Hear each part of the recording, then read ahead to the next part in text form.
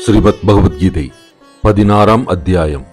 தெய்வாசுர சம்பத் விபாக யோகம். தெய்வீக இயல்பு. சுலோகங்கள் 1-3 வரை. ஸ்ரீ பகவான் கூறுகிறார்: அஞ்சாமை, உள்ள தூய்மை, ஞானத்திலும் யோகத்திலும் நிலைத்திருத்தல், ஈகை, பொறிகளை அடக்குதல், யாகம், சாஸ்திரம் படித்தல், நேர்மை, தீங்கிலேயாமை, உண்மை, சினமின்மை, துறவு, அமைதி, கோள் சொல்லாமை, உயிர்களிடத்தில் இரக்கம், பிறர் பொருளை விரும்பாமை, இனிமை, நாணம், மனம் சலியாமை, தைரியம், பொறை, மன உறுதி, தூய்மை, வஞ்சகமின்மை, செருக்கின்மை ஆகிய இவைகள் தெய்வ சம்பத்துடன் பிறந்தவனுக்கு இயல்பாகின்றன. அர்ஜுனா, பார்த்தா, பகட்டும் இருமாப்பும் தற்பெருமையும் சினமும் கடுமையும் அஞ்ஞானமும் அசுர சம்பத் உடையவனாய் பிறந்தவனுக்கு உண்டு. தெய்வ சம்பத்து மோட்சம் தருவதென்றும் அசுர சம்பத்து பந்தப்படுத்துவதென்றும் கருதப்படுகின்றன. பாண்டவா, வருந்தாதே, நீ தெய்வ சம்பத்து வாய்த்தவனாய் பிறந்துள்ளாய். பார்த்தா, தெய்வீகம் என்றும் அசுரம் என்றும் இருவகை உயிர் பிறப்புகள் இந்த உலகில் உண்டு. தெய்வ இயல்பு விரிவாக பகரப்பட்டது. அசுர இயல்பை என்னிடம் கேள். செய்யத்தகுந்த நல்வினையும் தகாத தீவினையும் அசுர இயல்புடையவர்கள் அறிய மாட்டார்கள். அவர்களிடம் தூய்மையும் நல் ஒழுக்கமும் வாய்மையும் இல்லை. உலகம் உண்மையில்லாதது, தர்ம பிரதிஷ்டை இல்லாதது, கடவுள் இல்லாதது, காமத்தை காரணமாக கொண்டு ஆண் பெண் இணக்கத்தால் ஆனது அன்றி வேறு என்ன இருக்கின்றது என்கின்றனர்.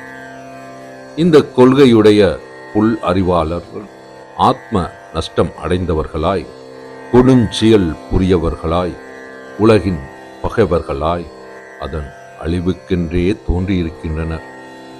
நிறைவேறாத நெடும் காமம் பிடித்தவர்களாய், ஆடம்பரமும் பெருமையும் மதமும் பொருந்தியவர்களாய், மயக்கத்தால் கெட்ட எண்ணங்களை கிரகித்து தீய தீர்மானங்களுடன் தொழில் புரிகின்றனர்.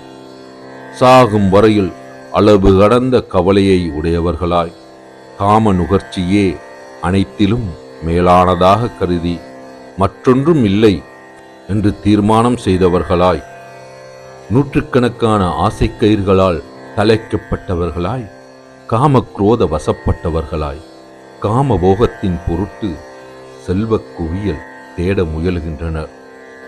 இது இன்று என்னால் அடையப்பட்டது. இந்த விருப்பத்தை நிறைவேற்றுவேன். இது இருக்கிறது.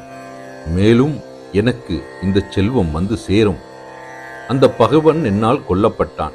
மற்றவர்களையும் கொல்லுவேன்.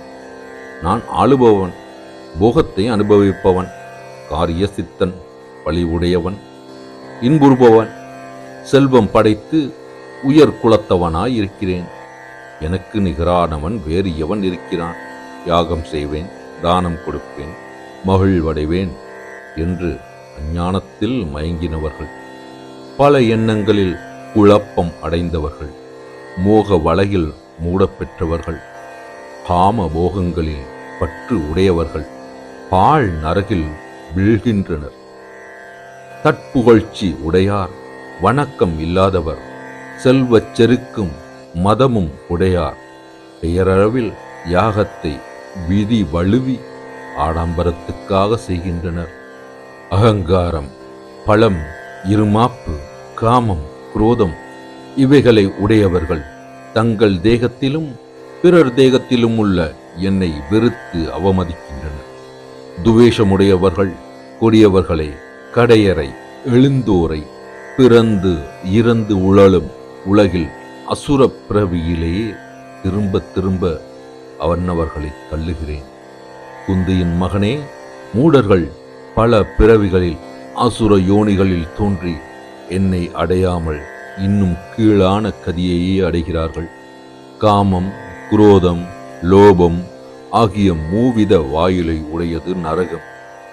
இவை ஜீவனை கெடுக்கும் தன்மை உடையன. ஆகையால் இந்த மூன்றையும் துரத்தல் வேண்டும். அர்ஜுனா, இம்மூன்று நரக வாய்களிலிருந்தும் விடுபட்டவன் தனக்கு நலன் செய்து கொண்டு பின்பு மோட்சத்தை அடைகிறான். காமத்தின் வசப்பட்டு சாஸ்திரத்தின் ஆணையை மீறி நடப்பவன் எவனோ அவன் பரிபூரணான் ஆகான். சுகம் பெறமாட்டான், முக்தியும் அடையமாட்டான். ஆகையால் செய்யத் தகுந்ததையும் தகாததையும் நிச்சயிப்பதில் சாஸ்திரம் உனக்கு பிரமாணம் ஆகிறது. இங்கு சாஸ்திரம் ஆக்ஞாபித்து உரைப்பதை அறிந்து கர்மம் செய்ய கடவாய்.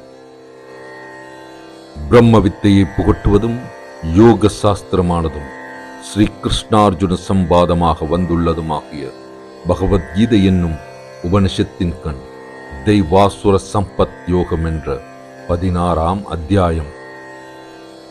ஓம் தத் சத்.